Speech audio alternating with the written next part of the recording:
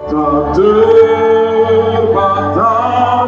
kuasa-Mu Tuhan, tak terduga cara-Mu, yang ku andalkan di setiap langkah hidupku.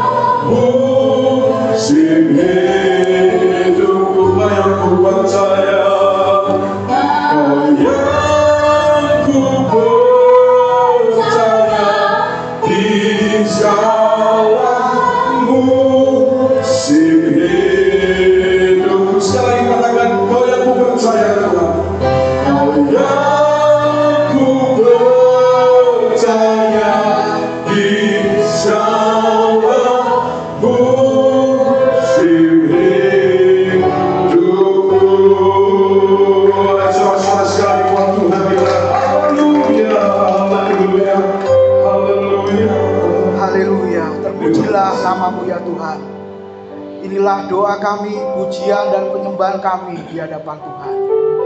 Kiranya Engkau boleh menerima semuanya itu. Bagaikan dupa yang asapnya naik ke hadirat Tuhan, yang baunya menyenangkan hati Tuhan. Biarlah kami memuji-Mu, terus menyembah-Mu di dalam kebenaran dan kekudusan-Mu.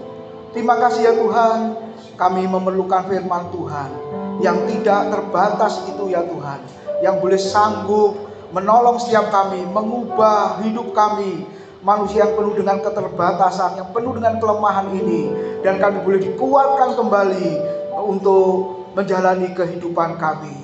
Terima kasih ya Tuhan, Kau pakai hamba-Mu sebentar akan membagikan berkat firman Tuhan.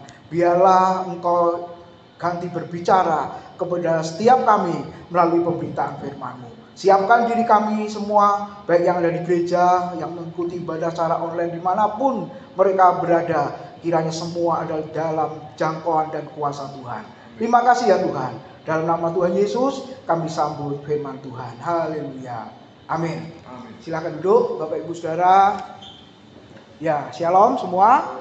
Selamat malam, baik yang di gereja maupun yang mengikuti ibadah secara online dimanapun Bapak Ibu berada. Nah, pada malam hari ini, saudara, kita akan merenungkan tema firman Tuhan. Ya, kemarin Pak Ambang sudah menyampaikan tentang orang Kristen dan harta. Nah, malam hari ini masih juga berbicara tentang orang Kristen dan harta. Semoga yang usul hadir, atau kalau tidak hadir ikut YouTube, saudara. Kalau nggak ikut, ya yang akan datang ikut, katanya begitu ya biasanya. Nah, saudara, yang dimaksud harta di sini ini secara rohani apa duniawi, saudara? Jadi harta yang dimaksud ini rohani apa duniawi? Rohani apa jasmani, saudara?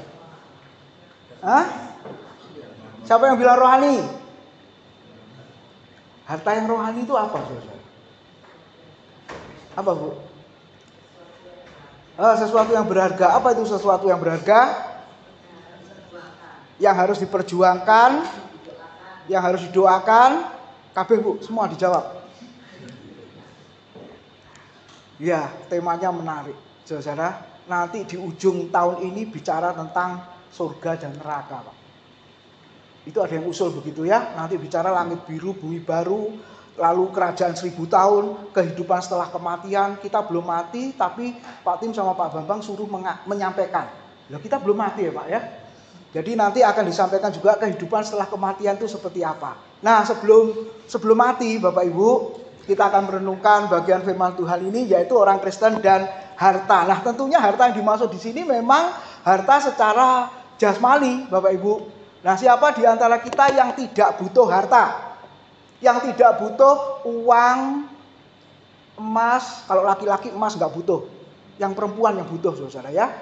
Betul ya? Anting-anting lah, kalung lah, gelang tangan, gelang kaki lah. Nah itu butuh ya. Siapa di antara saudara yang nggak butuh semuanya itu? Benar loh Pak, uang itu nggak dibawa mati. Tapi kalau nggak punya uang, setengah mati ya. Atau seperti orang mati katanya. Nah Bapak Ibu, harta kita butuhkan. Waktu saudara kesini tadi perlu uang nggak? Yang naik ojek online perlu uang? Ya kan ada di handphone. Ya walaupun ada di handphone kan mesti saudara top up di situ. Ya kan? Masuk tol perlu juga ya. Hari ini macetnya luar biasa ya saudara-saudara. Saya berangkat itu jam 5. Saudara masih tidur, saya berangkat jam 5. Supaya apa? Jangan sampai terlambat. Perlu uang. Yang nggak ada saldonya bikin masalah. Sudah ngantri gitu ya saudara. Saya pernah nolongi 2 mobil di depan saudara. 2 mobil di depan itu nggak ada saldonya semua. Jadi ya udah punya aku dipakai gitu ya. Untuk Mas dalam kota, coba kalau Surabaya Kertosono 80.000 atau ke Nganjuk 121.000. Kok apal Pak? Iya, pernah ke sana soalnya. Nah, Bapak Ibu perlu uang, perlu dana. Kesini juga. Terus nanti kira-kira ibadah ini perlu uang nggak? Bendahara kan pesen toh. Jangan lupa loh ya. Minggu kedua sama keempat itu 2 kali loh ya. Sebelum firman dan setelah firman. Perlu apa itu saudara? Uang untuk persembahan untuk kolektor, betul ya saudara? Terus butuh apa lagi saudara? Di dalam kehidupan kita untuk biaya anak-anak sekolah. Nah ini libur seneng, anak-anaknya seneng. Tapi papa mamanya mumet saudara. Ya gak percaya tanya Fosa. Nah saudara lihat perlu uang juga, perlu dana juga ya saudara. Nah belum kalau apa saudara yang mendadak tiba-tiba rumah ambrol. Saya ngalami yang kemarin itu. Kelakuan siapa saudara? Kucing. Sampai kita bingung cari tukang, telepon Pak Lukas. Pak ada tukang nggak? Loh kenapa? Tiba-tiba pelafon tuh ambrol. Tengah malam jam 2 saudara. Ini ada bunyi klotak-klotak di belakang itu apa? Akhirnya saya ke belakang. Loh ada kucing. Dari mana dia bisa masuk ini saudara? Kemudian saya ke kamar mandi. Loh, oh ini penyebabnya saudara ya. Jatuh. Nah perlu dana. Walah benak nih gitu tok. Ya 1,5 juta saudara-saudara. Coba kalau nggak ada terus gimana? Apa dibiarin menghadap langit langsung ke surga? Ketika ke kamar mandi saudara, saya sama istri, waduh ini coba kalau nggak ada kucing itu ya nggak mungkin diperbaiki karena ada kucing bolong ya akhirnya diperbaiki. Lah Bapak Ibu belum kalau sakit ya BPJS Pak, BPJS betul. Tapi kalau maunya cepat saudara perlu dana juga. Nah Bapak Ibu di dalam kehidupan kita perlu uang, perlu dana, perlu materi untuk keberlangsungan hidup kita. Nah saya percaya saudara judul malam ini sebenarnya sikap orang percaya ya, sikap kita semua terhadap uang itu bagaimana saudara. Nah coba kita baca Amsal 10 ayat 22. Ini sudah dikhotbahkan Pak Bambang ya kemarin ya. Amsal 10 ya. Sudah lewat. Lupa. Oh belum ya? Belum saudara. Coba lihat Amsal 10 ayat 22. Perhatikan satu ayat ini. Sama-sama kita baca 2-3. Berkat Tuhanlah yang menjadikan kaya, susah payah tidak akan menambahinya. Coba perhatikan.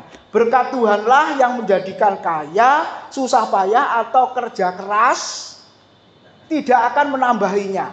Saya diceritain mama saya ada seorang yang bekerja, perempuan, Bapak Ibu Saudara, berangkat jam 6 pagi, pulang jam 12 malam. Wah, kok ya ada orang kayak begini, Saudara. Berangkat jam 6 pagi, pulang jam 12 malam. Punya keluarga, punya anak, punya suami. Minggu nggak ada liburnya juga.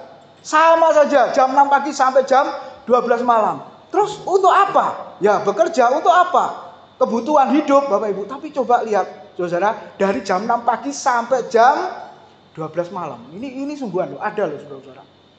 Atau saudara juga diem-diem aja ya saudara. Iya Pak, kebutuhan hidup ini Pak, kebutuhan semakin besar, semakin banyak, jadi mesti begitu. Tapi saudara kalau nanti sakit, gak usah didoakan ya Pak Bambang yang begini. Karena sakitnya dibuat sendiri saudara. Gitu ya. Kalau sudah sakit, padahal Tuhan saja beristirahat, saudara mau ngalah-ngalahi Tuhan. Mau melebihi Tuhan. Tuhan saja beristirahat, kita nggak beristirahat. Coba saudara-saudara. Ini kan sudah kacau yang begini nih saudara-saudara. Ya, nah sekarang kita lihat Bapak Ibu. Benarkah dikatakan apa? Tuhan yang menjadikan kaya. Mungkin saudara bertanya bagaimana dengan orang yang tidak percaya kepada Tuhan. Ini bisa jalan nggak videonya? Ini video ini. Nah, coba saudara perhatikan. Suaranya?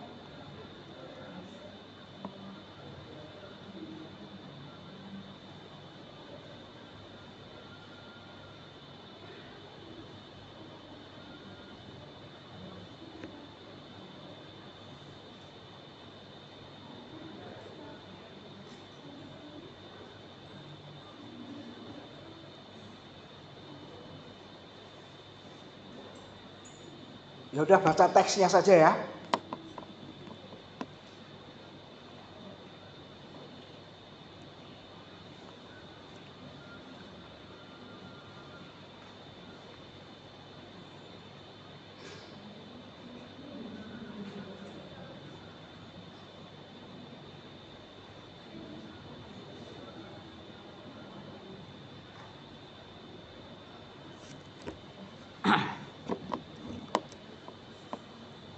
Sudah.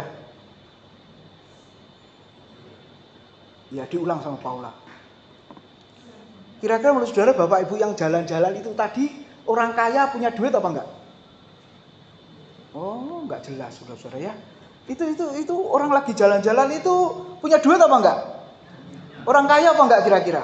Biasanya yang suka jalan-jalan itu orang kaya yang punya duit apa yang enggak punya duit? Yang enggak punya duit ya bisa jalan-jalan kok. Cari yang gratis. Ya toh? Tapi umumnya kalau keluar kota, luar pulau, bahkan luar negeri, luar benua, punya duit apa enggak? Kalau untuk makan sehari-hari aja susah, keluar negeri enggak? Nanti pindah alam bisa jadi saudara-saudara. Iya kan? Nah, Bapak Ibu lihat nih, ini orang-orang ini, saya pikir ini orang kaya, pasti punya duit, itu buktinya bisa jalan-jalan. Lalu ditanya kan? Jadi ditanya, apa pertanyaannya? Ya, jadi apakah engkau percaya kepada Tuhan Yesus? Apakah engkau percaya kepada Tuhan? Semua tadi sebagian besar jawabnya no. Aku nggak percaya kepada Tuhan Yesus. Kenapa? Karena aku orang Yahudi. Tadi ada yang menjawab begitu ya. Aku Yudaism. Jadi aku nggak percaya kepada Yesus. Lalu jawabannya yang lain no. Bahkan yang sudah berumur tadi itu, saudara, ketika ditanya percaya kepada Tuhan, no. Waduh, sebentar lagi dia akan ketemu Tuhan, saudara-saudara. Iya kan? Nah Bapak Ibu lihat nih, orang-orang yang boleh dikatakan ateis, ya. Ngajar kemarin, saudara, temannya murid saya juga ngomong, Pak, teman saya juga sudah mulai ateis, Pak. Loh, kenapa kok nggak percaya kalau Tuhan itu ada? Beragama atau bertuhan itu ribet. Katanya begitu, saudara. Jadi beragama atau bertuhan itu ribet, apalagi melihat kelakuan orang-orang yang beragama menyusahkan katanya.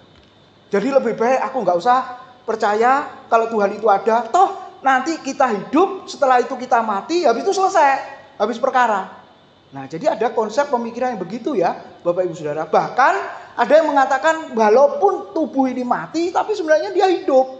Jadi sebenarnya manusia itu hidup seterusnya, hidup selamanya. Katanya begitu saudara. Nah coba kita renungkan, kalau begitu benarkah saudara Tuhan yang menjadikan kaya? Lalu bagaimana dengan orang-orang yang tidak percaya kepada Tuhan itu? Lalu yang kedua, benarkah susah payah, kerja keras, bangun pagi-pagi, pulang petang, pendapatan pas-pasan? BP7, bangun pagi-pagi, pulang petang, pendapatan pas-pasan. Nah itu artinya BP7 ya.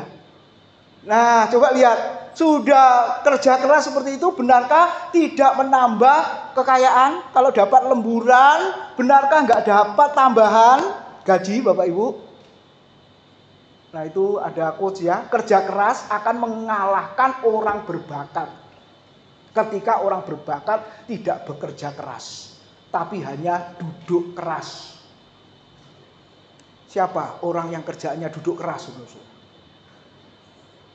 Saya diceritain juga, orang-orang sekarang, orang muda itu repotnya minta ampun. Kerja nggak mau, sekolah nggak mau, terus maunya apa? Duduk keras. di hadapan monitor. Ngapain? Main game. Jam main gamenya online jam berapa? Tengah malam sampai pagi. Jadi pagi sampai sore tidur, kelelawar, ditukar jamnya, saudara. Terus melototin begitu dapat apa? Dapat uang. Berapa dapatnya? Ya 200-300 ribu. Setiap jam kah atau setiap hari kah? Ya enggak, kadang-kadang. Terus sampai kapan seperti ini? Nah Bapak Ibu, orang yang begini ini kira-kira bisa kaya enggak ya? Oh bisa Pak, warisan katanya. Apalagi kecenderungan orang sekarang di masa sulit, saudara. Ya, saya diceritain menikahlah cari orang yang kaya. Kenapa? Apalagi yang orang tuanya sakit-sakitan. Supaya apa? Warisannya langsung turun ke atasmu. Saya masih ingat ketika sekolah teologi juga sama. Harus cari pasangan anak gembala sidang. Oh, kok bisa? Iya. Cari anaknya gembala sidang yang sudah tua, yang sakit-sakitan, menikah, nanti kalau mati langsung jadi gembala sidang. Ada bener ya Pak Bambang? Temanku beberapa itu kayak begitu. Lalu ketika dia lihat saya, salahmu toh Wid, katanya gitu ya, nggak cari anak gembala sidang, kamu menderita atau miskin toh, gitu saudara-saudara. Iya ya, bener juga ya omongannya saudara. Nah apakah begitu Bapak Ibu? Prinsip firman Tuhan. Nah coba kita lihat Amsal tadi yang menuliskan Salomo. Salomo dikatakan seorang berhikmat, percaya kepada Tuhan, seorang yang kaya raya, berpengaruh. Nanti baca di kitab 1 Raja-Raja ya Bapak Ibu. Dia bangun bait suci, dia bangun bait Allah. Dengan harta benda, kekayaan, dulu pernah saya sampaikan, pernah dihitung. Habis berapa saudara waktu Salomo bangun bait Allah itu? Masih ingat enggak? Berapa triliun ya? Pernah kan saya sampaikan saudara, dia di atas ya triliun lah omongannya, sudah bukan miliar lagi. Nah Bapak Ibu, Salomo saja. Kira-kira menurut saudara bekerja keras enggak? Harta benda kekayaannya itu dari mana saudara-saudara? Ya ada yang upeti saudara-saudara, ada memang. Dan pengaruhnya, luasnya kerajaan Salomo itu luar biasa Bapak Ibu. Jadi terus-menerus memang ada yang menyerahkan upeti dan lain sebagainya. Tapi saudara lihat di situ ya, dia menyadari bahwa segala sesuatunya ternyata berasal dari Tuhan. Coba Mazmur 127 ayat 1 dan 2. Judulnya saja jelas ya. Ayat 1, nyanyian siarah Salomo. Sama-sama. Jikalau bukan Tuhan yang membangun rumah, sia-sialah usaha orang yang membangunnya. Jikalau bukan Tuhan yang mengawal kota, sia-sialah pengawal berjaga-jaga. Sia-sialah kamu bangun pagi-pagi dan duduk-duduk sampai jauh malam, dan makan roti yang diperoleh dengan susah payah, sebab yaitu Tuhan memberikannya kepada orang yang dicintainya pada waktu tidur. Nah coba ini maksudnya apa? Jikalau bukan Tuhan yang membangun rumah, ini rumah yang dimaksud itu adalah rumah Allah, bait suci Salomo. Dan yang kedua, istana Salomo. Diselesaikan istana Salomo itu 13 tahun baru selesai Bapak Ibu. Jadi ini dua bangunan yang sangat megah, ya, yang sangat indah, di mana menghabiskan banyak biaya, banyak dana, saudara. Tapi coba lihat Salomo. Dia berkata apa? Jikalau bukan Tuhan yang membangun rumah. Walaupun itu ada usahanya juga kan, saudara. Tetapi dia menyadari itu semua karena Tuhan. Lalu yang kedua, nah ini kadang-kadang disalah artikan ya. Gak usah kerja keras, gak usah susah payah. Kenapa? Karena Tuhan memberikan berkat itu kepada orang yang dicintainya pada waktu. Jadi gak usah kerja, gak usah. Mazmur 127 ayat 2 mengatakan berkat Tuhan diberikan pada waktu tidur. Jadi lebih banyak tidurnya dibanding kerjanya, karena disitulah letak berkat Tuhan. Amin. Enggak, saudara. Ini kan orang malas, ya toh, saudara? Ini kan orang malas. Tapi konteksnya apa? Nanti kita akan lihat, saudara. Pertanyaannya, orang itu dicintai Tuhan apa tidak?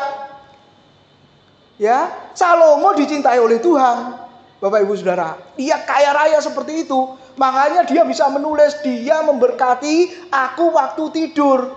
Saudara, kita bisa lihat kapan seseorang itu bisa tidur nyenyak.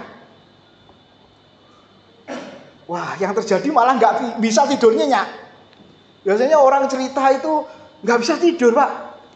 Jadi bersyukurlah yang bisa kirim WA tengah malam itu berarti nggak bisa tidur ya. laporan balap jam 1 siang malam gitu ya, berarti nggak bisa tidur kah? Tapi kalau yang nggak pernah nulis itu tidurnya nyenyak, saudara-saudara. Nah coba saudara renungkan ini. Kalau saya dan saudara dicintai Tuhan, Tuhan akan memberkati kita waktu kita tidur nyenyak. Nah kenapa seseorang bisa tidur nyenyak? Saudara bisa tidur nyenyak karena saudara sepanjang hari bekerja keras, capek, lelah, waktu istirahat, Tuhan memberkati. Amin. Jadi orang bisa tidur nyenyak karena salah satu faktornya kelelahan, kecapean, betul?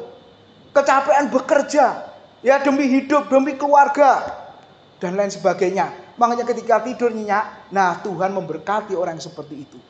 Jadi jangan salah arti ya, wes pokoknya tidur sebanyak-banyaknya Pak, karena berkat Tuhan diberikan waktu aku tidur, enggak. Saudara. Nah sekarang kita boleh merenungkan beberapa hal. Ini kalau buat skripsi ini namanya rumusan masalah, saudara. Apakah arti berkat dalam Amsal 10:22? Jelas ya, berkat jasmani. Betul? Lalu apakah tidak perlu bekerja? Bahkan yang paling senior ini kan Pak Lukas ya. Sampai sekarang masih kerja nggak Pak Lukas? Ya, masih kerja loh saudara-saudara. Ya, nggak ada yang sudah pensiun, aku nggak mau. Bahkan saudara orang cerita kepada saya sudah punya 3 pabrik besar, buka lagi Pak. Ketika buka lagi ditanya, memangnya 3 pabrik itu kurang? Kurang. Harus berapa? Target 10. Waduh, saudara. Terus teman saya ini bertanya kepada dia, kalau begitu, ada nggak waktumu untuk keluarga? Nggak ada, saudara. Waktumu untuk Tuhan, waktumu untuk beribadah kepada Tuhan. Dulu sebelum semuanya ini kamu bisa ikut pelayanan ke desa, baksos dan lain sebagainya. Tapi sekarang kamu gak ada waktu, bahkan waktu untuk dirimu sendiri pun gak ada. Jadi saudara kita bisa belajar di sini ya. Orang kalau sudah seperti itu ya lihat, mesti diingatkan terus menerus tapi tetap gak sadar-sadar. Memang pada dasarnya siapa yang bosan dengan uang? Angkat tangan. Pak, aku bosan dengan uang Pak. Berikan ke saya saudara. Atau berikan yang nggak bosan, nggak ada kan? Jadi nggak ada, walaupun sudah usia lanjut pun, ya katanya penglihatannya nggak jelas, tapi kalau lihat duit tahu nggak? Saya heran, katanya buta, tapi kalau 100.000 kok tahu, 50.000 kok tahu, dibohongin ini 5.000 kok tahu juga, saudara-saudara. Berarti dia punya mata iman, saudara-saudara. Kira-kira gitu ya. Nah, apakah nggak perlu bekerja? Ternyata masih bekerja juga. Benarkah hanya Tuhan yang menjadikan kaya? Enggak ya, tadi orang-orang yang enggak bertuhan pun bisa kaya enggak? Bisa ya. Bagaimana dengan orang yang tidak bertuhan? Benarkah susah payah kerja keras tidak akan menambahi kekayaan kita? Benar, saudara? Ya, ada benernya, ada enggaknya. Ya, saya masih ingat itu anak-anak pergi sekolah ke Taiwan itu, yang magang-magang itu, saudara, cerita sama papanya cerita sama istri saya. Tabungan anakku 80 juta. Oh gila, ngalah-ngalahi kita loh saudara. Itu pelit-pelit medit atau gimana? Enggak Pak, hemat. Jadi anak-anak yang berangkat itu duitnya banyak-banyak saudara. Ada yang 40 juta tabungannya. Itu saya kerja setahun loh. 3 bulan sekolah, 3 bulan kerja saudara. Itu duitnya bisa sampai puluhan juta. Sudah nggak usah disuruh otomatis ganti handphone, ganti sepatu, ganti pokoknya apa yang bisa diganti saudara. Wah luar biasa ini. Makanya ini semangat nih tiap tahun. Wow berangkat gitu ya. Karena kita tahu ada baiknya juga. Jadi akhirnya orang tuanya juga senang. Nah Bapak Ibu, benarkah susah payah nggak menambah kekayaan? Ya ada benernya ada enggak. Memang ada orang yang bekerja setengah mati ya sampai mati mungkin juga nggak kaya-kaya ya ada saudara. Kenapa? Bisa jadi hidupnya boros, bisa juga. Nah, benarkah pada saat tidur berkat itu diberikan? Nah, mari kita renungkan. Kalau begitu sikap kita terhadap harta, sikap orang Kristen terhadap harta itu bagaimana? Nah, coba lihat satu ayat di Amsal 3 ayat 9 dan 10. Sama-sama kita baca. Muliakanlah Tuhan dengan hartamu dan dengan hasil pertama dari segala penghasilanmu. Maka lumbung-lumbungmu akan diisi penuh sampai melimpah-limpah, dan bejana pemerahamu akan meluap dengan air buah anggurnya. Yang pertama, ternyata Tuhan beri uang, harta kepada kita supaya apa? Kita memuliakan Tuhan dengan harta atau uang kita. Nah, terjemahan lama mengatakan, hormatilah akan Tuhan dengan mempersembahkan kepadanya daripada segala hartamu. Bapak Ibu memuliakan Tuhan, menghormati Tuhan dengan apa? Tadi doa kita, pujian kita, penyembahan kita memuliakan Tuhan, kita menghormati Tuhan. Ya, kita melayani Tuhan, kita memuliakan Dia, kita menghormati Dia. Ya, tapi coba lihat saudara-saudara, yang sudah dikotbahkan oleh Ambang ya, Amsal pasal 3. Ternyata ada satu bagian yang Tuhan juga minta di dalam hidup kita. Yaitu apa? Menghormati Tuhan dengan mempersembahkan kepada Tuhan daripada segala harta kita. Saudara-saudara, Tuhan itu perlu uangmu apa enggak? Tuhan itu perlu hartamu apa enggak, saudara-saudara? Enggak perlu ya? Ya kalau begitu enggak usah kolekte aja nanti. Nah, ya perlu apa enggak kira-kira? Kalau sudah berkata enggak perlu, Tuhan itu pencipta, Dia punya segalanya, emas, perak, aku punya. Betul saudara-saudara. Tuhan punya semuanya. Dan Dia enggak perlu apapun dari kita. Itu memang betul. Tapi apa yang perlu? Bukankah Tuhan Yesus waktu pelayanan pun ada rombongan perempuan-perempuan yang melayani Tuhan Yesus dengan harta benda kekayaan mereka. Kalau begitu untuk apa? Jadi kalau saudara berkata Tuhan gak butuh apa-apa, jadi setiap persembahan dijalankan, aku tidak memberikan persembahan, jadi mulai minggu depan lampu mati, AC mati, semua mati. Loh kenapa? Kalau saudara bertanya, kok mati semua Pak? Listrik mati kah? Enggak, sengaja dimatikan. Bahkan, loh kok tertawa? Karena saudara tidak memberi persembahan, nggak bisa untuk bayar listrik. Loh saudara-saudara ya, 3 ruko, tambah lagi 2. Keamanan bulanan itu wis piro. Bapak Ibu pernah merenungkan itu enggak? Siapa yang menanggung semuanya itu? Pak Bambang, kelenger saya saudara-saudara. Wis kuru tambah kuru meneh iki. Enggak, saudara. Ternyata dari saudara. Nah, ketika Bapak Ibu memberikan persembahan, nah, itu untuk pekerjaan Tuhan, itu untuk pelayanan, untuk operasional gereja kita. Jadi nggak perlu hitung-hitungan Bapak Ibu sebenarnya. Bahkan boleh saya mengatakan apa yang lalu. Sebenarnya persembahanmu itu kan urunanmu itu sebenarnya. Jadi kalau begitu diganti aja Pak Bob nanti ngomong ya, mari kita kumpulkan urunan. Tapi nggak pernah. Yang ada kita kumpulkan persembahan, kita berikan persembahan. Tapi kenyataannya itu urunan toh. Kalau saudara sakit, kas diakonia keluar. Loh, itu uang dari mana? Ya setiap persembahan kalau 2 kali itu kan. Nah, jadi Bapak Ibu mesti pahami ya. Aku memberikan ini untuk Tuhan. Oh, sebenarnya lebih tepat untuk pekerjaan Tuhan. Sebenarnya apakah benar untuk pekerjaan Tuhan juga? Ternyata untuk kita lagi, saudara-saudara. Betul? Ya sebagian untuk pekerjaan Tuhan, pelayanan, sebagian juga untuk jemaat. Nah, jadi ketika Bapak Ibu memberi, berarti saya dan saudara sudah menghormati Tuhan. Secara praktis, kalau begitu, saudara menghormati Tuhan dengan memberi persembahan yang model apa? Makanya malam ini saya mengatakan, uangmu jangan diuntel-untel ya. Kasihan Bu Putu sama Bu Yena atau Fosa yang hitung. Sebab kalau mau dihitung itu harus kalau perlu bawa setrika ya Bu ya, setrika. Jadi daripada repot ya Bapak Ibu, nggak usah ditekuk-tekuk, nggak usah diuntel-untel. Mau? Jadi tunggu nanti Bu ya, kalau ada yang nguntel-nguntel harus bertobat. Itu menghormati Tuhan enggak kira-kira? Loh ini serius loh saudara-saudara. Wes ngomongnya praktis saja. Simpel aja Pak firman Tuhannya. Jangan berbelit-belit, jangan ngajak mikir. Ya akhirnya saya ajak mikir juga. Kalau saudara ngasih uang bu untel-untel, merepotkan yang ngitung. Ya toh saudara-saudara. Kalau semua jemaat 100 itu ngasih persembahan diuntel-untel semua, selesainya kapan? Itu masih memperbaiki dulu, belum dihitung loh Bapak Ibu. Betul ya? Saya nggak pernah lihat saudara ngitung duit persembahan. Tapi kalau saya pikir, itu mesti diratakan dulu. Betul? 5.000 sendiri, 10.000 sendiri, 20.000 sendiri, 2.000 sendiri, 1.000 sendiri, 50.000 sendiri, 100.000 sendiri, 75.000 sendiri. Pernah nemu 75.000? Langka ya saudara-saudara ya. Aku punya tapi tak simpen. Buat kenang-kenangan. Ini langka ini ya. Limited edition ini saudara-saudara ya. Nah Bapak Ibu lihat ya. Sudahlah. Makanya saudara-saudara mesti dipersiapkan. Amin. Nah itu menghormati Tuhan dengan harta kita. Jangan sampai kolektor 2 kali disuwek loro. Ada loh Bapak Ibu, ada. Istri saya pernah hitung uang kolektor ya sebelum saya gabung di sini. Itu uang itu 2 loh Bapak Ibu.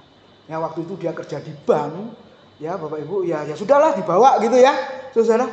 Ya sudah, loh kok aneh, satu masuk kantong satunya, satu masuk di sini dibagi 2. Ini mesti ada pasangannya ini. Ternyata betul ketika dicari, oh ini pasangannya. Walah jemaat kok masih ada ya yang mikir kayak begitu ya. Mungkin dia hanya bawa 1 lembar. Karena kolektornya 2 kali, jadi dibagi 2. Jangan sampai ada yang begitu ya. Kalau ada ya sudah tak maklumi saudara. Karena yang 1 lembar itu 0,5. Atau yang kedua, susukne ya Pak. Pernah dengar enggak saudara-saudara? Ini persembahan berapa kali? 2 kali. Aku tak ke bawah. Ngapain? Beli permen. Untuk apa? Nyusuk nih. Kegedean ini. Kok ya sih ada yang begitu saudara? Kalau uangmu hanya 1 lembar, persembahan dijalankan. Saudara serahkan apa tidak? Pernah ngalami gitu enggak Bapak Ibu? Biasanya WL selalu berkata, berikanlah yang terbaik. Yang terbaik itu apa Pak Dok? Pak Bob? Yang terbaik itu apa? Uangnya yang bagus, apa yang nolnya paling banyak? Bingung ya? Mari saudara beri yang terbaik. Siapkan persembahan yang terbaik. Ya betul ya? Saya selalu dengarnya begitu. Enggak hanya di gereja ini. Gereja lain juga begitu. Kalau persembahan dijalankan selalu ngomongnya kita berikan persembahan yang terbaik. Nah yang terbaik itu pikiran saya. Apa itu? Nolnya yang paling gede di dompetmu. Atau yang baru, bagus. Sehingga mampu terasi. Atau bau apa tadi itu? Tahu campur sama apa tadi? Sing hitam-hitam itu loh. Petis. Yang mana kira-kira? Nah, bingung definisinya ya, saudara-saudara. Waktu Yoseba umur 6 bulan. Enggak tahu saya udah cerita apa belum. Hari Sabtu tuh uang saya tinggal 1 lembar, Bapak Ibu. Minggu ibadah, saya ngomong sama istri. Ini duit tinggal 1 lembar loh. Besok ke gereja, ada persembahan. Wes gak usah dipersembahkan aja, mek 1 lembar. Nanti makan siang apa? Istri saya ngomong gitu. Hari Minggu, saya duduk paling belakang. Gembala mengumumkan hari itu, saudara-saudara, persembahan hari ini 2 kali, ciloko, saudara-saudara. Ya, yang 1 kali aja aku nggak mau kasih rencananya, ini 2 kali. Yang pertama diedarkan, yang kedua kotak persembahan letakkan di depan, jemaat suruh maju satu-satu Pak. Wah, kalau saudara jadi saya gimana kira-kira? Kalau kolektor dijalankan, kita bilang, gitu ya. Iya lah, saudara. Tapi ini kalau maju. Dan kalau saya nggak maju, gembala saya pasti tanya saya, Tim, kenapa kamu nggak ngasih persembahan? Waduh, saya bergumul di belakang itu, saudara-saudara. Suara Tuhan berkata, berikanlah. Suaraku berkata, jangan. Suara setan berkata, susukno. Nah, itu benar loh, saudara-saudara. Karena waktu itu kan sewa tempat, bawah itu rame Bapak Ibu. Jadi saya bisa turun susukno itu. Waktu persembahan dijalankan tadi itu Bapak Ibu. Kira-kira kalau saudara jadi saya diberikan enggak? Tinggal 1 lembar. Untuk makan siang dan makan malam. Ayo. Diberikan apa enggak? Pak Yosua diberikan enggak? 1 lembar loh Pak. Jangan tanya saya nolnya berapa. Pokoknya 1 lembar. Nanti kalau tanya saya kasih tahu nolnya berapa. 1 lembarnya. Diberikan enggak kira-kira? Kasih ya. Habis itu puasa. Oh, apa kata nanti? Wah, ini apa kata nanti? Apa beriman itu ya?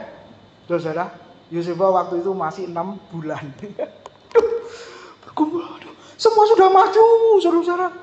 Saya tidak mau kasih sebenarnya. Kalau saya tidak memberi, salah nggak di hadapan Tuhan? Enggak, betul ya? Karena ini yang terakhir. Saudara. Tapi waduh suara itu kuat sekali. Nah, ngeroh ya Bapak Ibu ya. Ada saatnya, saudara. Tuhan bicara begitu kuat. Akhirnya berikan. Saya lari, saudara. Saya berikan. Selesai ibadah, bebanku terlepas, saudara. Terlepas apa pergumulan itu tadi. Lalu saya ngomong sama istri saya. Yang 1 lembar tadi sudah tak persembahkan ya. Ciloko, mateng gitu ya. Nah, dia nggak ikut, makanya tak ceritain di sini, saudara. Tapi ikut YouTube. Wes, diganti 100 kali lipat seperti janjinya orang-orang itu. Kalau saudara memberi akan diberi, akan diganti. Seperti ibu janda yang miskin itu memberi 1 peser 2 duit. 2 peser 1 duit ya. Itu uang yang paling kecil pada masa itu. Yesus mempermalukan orang-orang yang ada di bait Allah itu. Harusnya ibu janda ini dapat subsidi, dapat support, kalau bahasa sekarang dapat diakonia dari bait Allah. Persembahan perpuluhan dari bait Allah untuk makanan para janda salah satunya. Tapi dikorupsi sama para rohaniwan. Sehingga ibu janda ini memberi. Saudara-saudara, ketika ibu janda ini memberi, Alkitab berkata apa? Ibu ini memberi lebih banyak daripada semua orang kaya. Karena ibu ini memberi dari kekurangannya, bahkan seluruh hidupnya. Saya mau tanya, ibu ini setelah memberi diganti 100 kali lipat enggak? Enggak ada, saudara-saudara. Ya sudah, dia berikan. Nah, waktu itu ada keluarga yang pindah luar kota. Dia berkata kepada saya, loh Tim, aku kan belum ngasih anakmu ya. Biasanya kalau bayi lahir kan ada, apa itu namanya? Angponya kan, saudara. Ya belum Pak, dalam hatiku keterlaluan ini 6 bulan ini ya. Ya wes tunggu sebentar, dia masuk ke toilet, saudara. Dia ngasih amplop.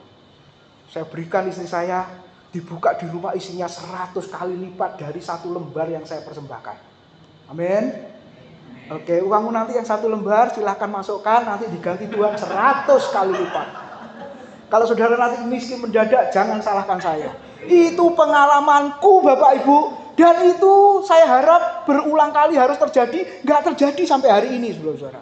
Enak kan kalau itu terjadi? 1 lembar diberikan, diganti 100 kali lipat. Bener.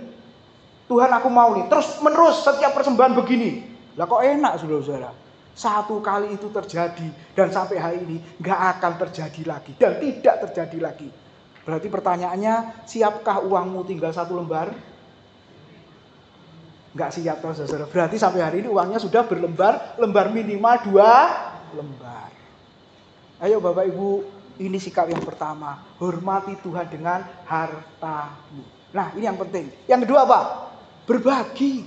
Nanti baca tentang orang kaya yang bodoh. Ini benar-benar, saudara, orang ini egois sekali.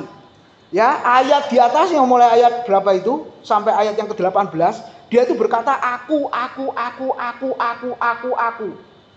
Aku punya banyak barang, bertimbun-timbun katanya, gitu ya. Akhirnya dia bingung. Makanya ayat 19 dia berkata apa? Sesudah itu aku berkata kepada jiwaku, jiwaku, ada padamu banyak barang tertimbun untuk bertahun-tahun lamanya, beristirahatlah, makanlah, minumlah, dan bersenang-senanglah. Dia ngomong sama dirinya sendiri seperti orang gila, saudara-saudara.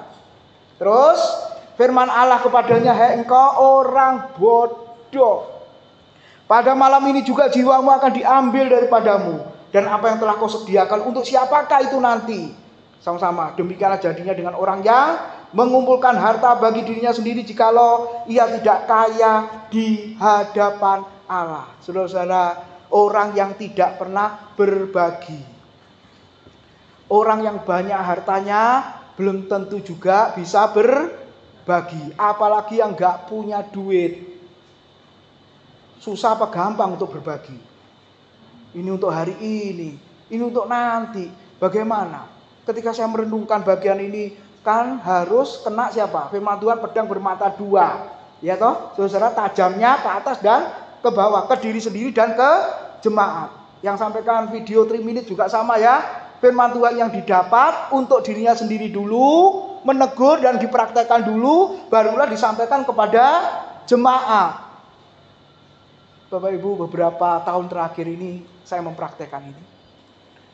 Saya nggak banyak uang, saudara. Tapi istri berkata, ayo kita berbagi. Oke, nggak apa-apa. Apa yang kau di pikiranmu berbagi? Ya bukan di dalam firman Tuhan saja ya. Dia berkata begitu.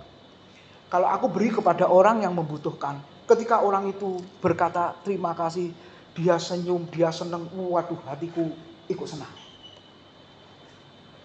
Saudara, ya.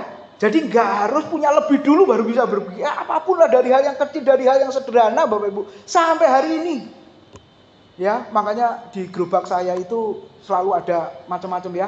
Kalau pas lagi di jalan ketemu orang, itu ya mungkin kalau ada Satpol PP saya dimarahi ya saudara ya. Nggak boleh kan?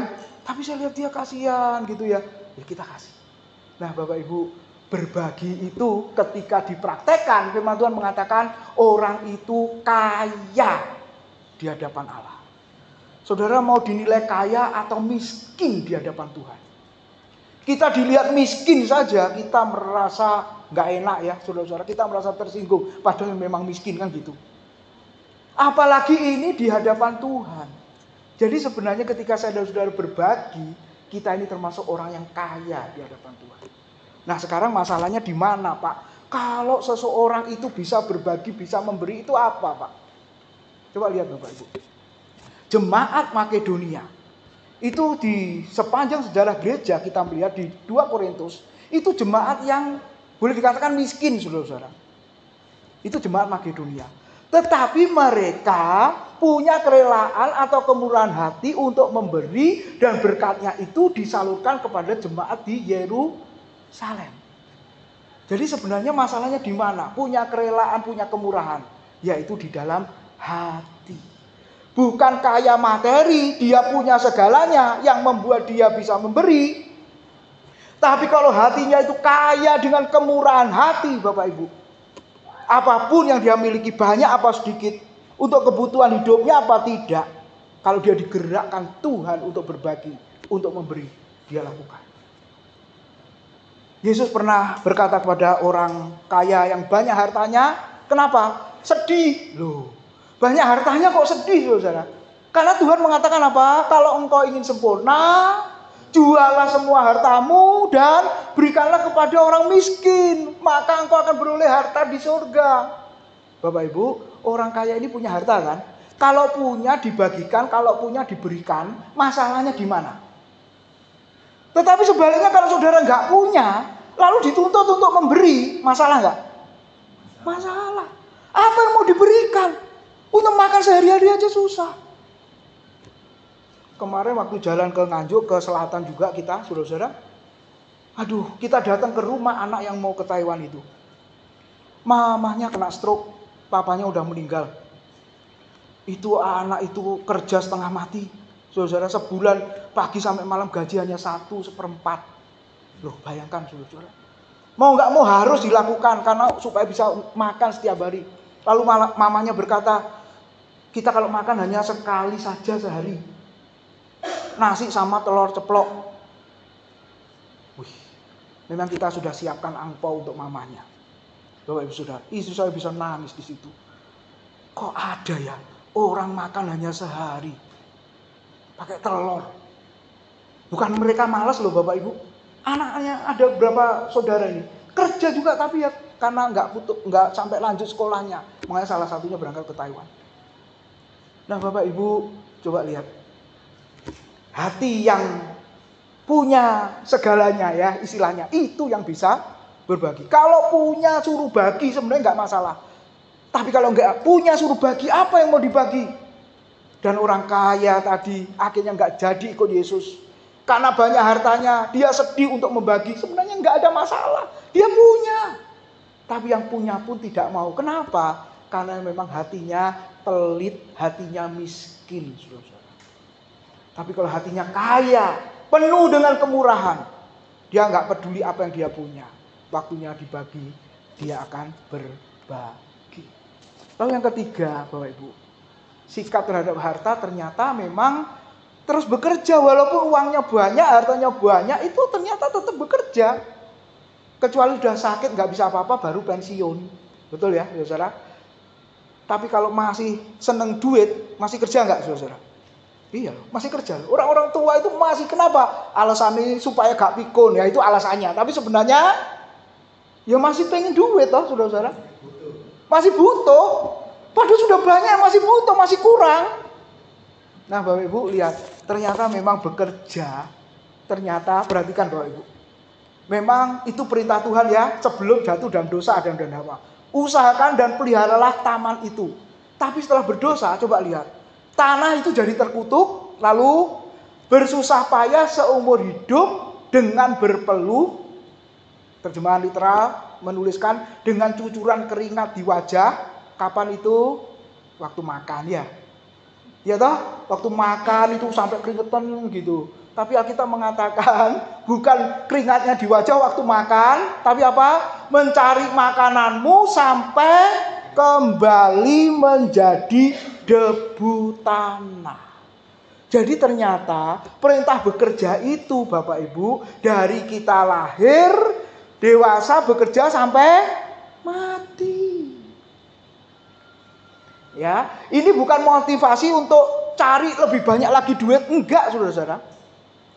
Ya, ketika saya merenungkan ini, oh, berarti orang harus bekerja sampai mati, berusaha sampai mati, walaupun pensiun tapi tetap ngerjain toh. Walaupun ringan-ringan ya sudah diserahkan anaknya atau apa, kan dia tetap ngerjain. Apalah, saya nggak tahu saudara. Kenapa saudara? Karena memang itu perintah Alkitab. Sampai kita kembali kepadanya, barulah selesai bekerja. Nah Bapak Ibu, kenapa harus bekerja dengan rajin, penuh perjuangan, penuh dengan susah payah berusaha, sampai malu ya pada semut merah itu loh. Amsal 6 berkata, jangan bermalas-malasan, lihat semut itu. Ya gitu ya bunyinya saudara ya. Malu aku malu pada semut merah ya. Itu diinspirasi dari Alkitab itu. Malu sama semut yang rajin mengumpulkan makanannya. Nah Bapak Ibu, Alkitab berkata, kalau tidak bekerja, jangan makan. Lalu yang terakhir, nah ini yang penting ya saudara-saudara. Ternyata sikap kita terhadap harta itu apa? Kita harus bergantung kepada Tuhan. Walaupun kadang-kadang orang juga menganggap uang jadi Tuhannya enggak. Ya, itu Pak, susah Pak, orang kaya raya itu bertobat. Nah itu hari Rabu Bapak Ibu ya, kesaksiannya begitu ya. Itu kalau sudah dikasih stroke baru bertobat Pak. Waduh. Ya Pak dia tahu ya yang siapa yang bersaksi itu ya. Itu susah Pak, kenapa? Walaupun di rumah sakit nggak apa-apa, mau bisa bayar kok. Lama nggak apa-apa. Jadi masih mengandalkan Tuhan, enggak uangnya dia bilang. Tapi kalau Tuhan sudah selentik, tuh kena stroke lah barulah tobat katanya gitu. Nah hal ini mau menunjukkan apa saudara? Uang bukan Tuhan kita, uang bukan segalanya, ya toh. Tapi nggak punya uang yang mumet betul saudara. Tapi firman Tuhan mengajar pada kita orang Kristen dan harta, sikap orang Kristen terhadap harta itu apa? Buktinya apa? Salomo memberi contoh. Ada damai sejahtera kalau kita bergantung kepada Tuhan. Tidak kepikiran. Gitu ya saudara. Apalagi kalau diikutkan ya yang di luaran itu akhirnya hilang. Ya coba-coba ikut-ikutan. Walaupun dikit hilang. Webnya dicari nggak ada. Ayo hilang toh. Wis duitnya cumpon ya bahasa Jawa bilang. Diikutkan dengan harapan nanti dapat besar. Hilang Bapak Ibu. Nangis enggak? Saya pernah ditanya, begitu itu boleh apa enggak Pak? Ya lah isojo wis. Kenapa? Ketika kamu dapat banyak, itu yang lain itu rugi banyak. Iya kan? Kehilangan banyak itu yang di luaran itu. Kamu dapat banyak, tapi sana kehilangan banyak. Pernah mikir enggak yang kehilangan banyak? Udah itu aja pikir. Ya tapi kan itu gini-gini wis terserah. Bapak Ibu Saudara, orang yang begini bisa tidur nyenyak enggak ya kira-kira? Ya tanya sendirilah. Dan Tuhan tadi berkata, diberkati saat tidur, saat nyenyak. Kenapa? Sepanjang hari bekerja, Tuhan memberkati. Penutupnya Bapak Ibu, bukankah kita ini dari lahir sampai mati ditolong orang? Waktu kita lahir ditolong dokter, bidan, betul? Lalu waktu lahir bayi ditolong papa mama kita. Sekolah, diantar jemput, dimasakkan, ya papa mama. Betul? Waktu menikah ya masih merepotkan orang tua untuk ngelamar ya. Betul, saudara. Apa ada pas berangkat atau sendiri sana? Kan nggak ada. Lalu menikah. Setelah menikah masih direpotin orang tua, ya masih juga. Terus apa saudara? Endingnya waktu mati, ya orang lain yang ngurusi. Betul? Apa ada saudara lihat orang mati ke kubur sendiri, menguburkan dirinya sendiri, mengkremasi dirinya sendiri? Kan nggak ada saudara. Jadi kalau begitu apa yang kita sombongkan kalau begitu? Salomo raja yang hebat, yang kaya raya, yang terkenal dengan hikmat dan pengaruhnya luar biasa. Dia pun masih berkata, jikalau bukan Tuhan yang membangun rumah, sia-sialah orang yang membangunnya. Pertanyaannya adalah, siapa yang jadi Tuhan kita? Allah atau Mammon? Tuhan berkata, kamu tidak bisa mengabdi kepada dua tuan. Pilih salah satu, Allah atau Mammon. Nah, biarlah kita diingatkan, saudara, kita yang butuh harta benda untuk kelangsungan hidup kita. Tapi jangan lupa, saudara, bahwa Tuhanlah yang menjadikan kita kaya dan kita diperintahkan untuk terus bekerja. Kiranya Tuhan memberkati. Mari bangkit berdiri, kita akhiri. Kita berdoa. Terima kasih buat firman-Mu pada malam hari ini, ya Tuhan. Engkau boleh mengingatkan setiap kami. Memang kami memerlukan uang untuk kelangsungan hidup kami. Untuk pelayanan pekerjaan kami. Untuk pelayanan pekerjaan Tuhan.